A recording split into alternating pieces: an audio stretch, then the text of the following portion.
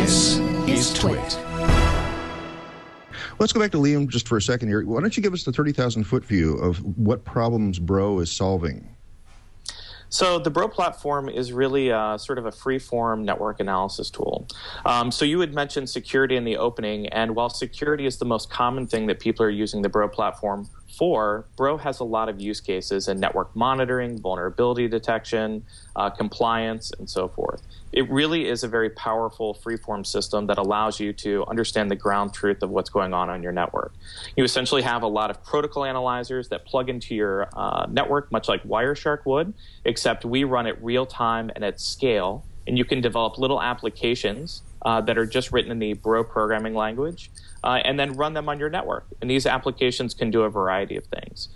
Bro comes included in Security Onion, which is how a lot of people get initial exposure to it.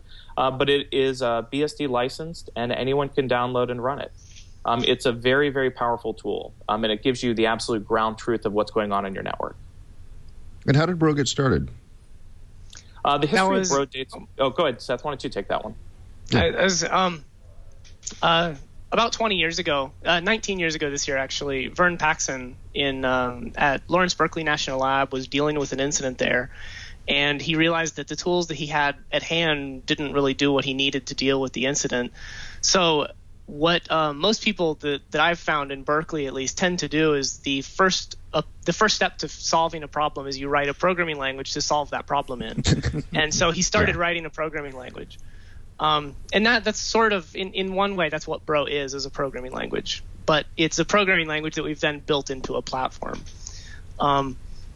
So it is actually a very old project in many ways, and we've been working the last few years to do a lot of updates to it to make it not feel old. And most people actually don't know that it's that old.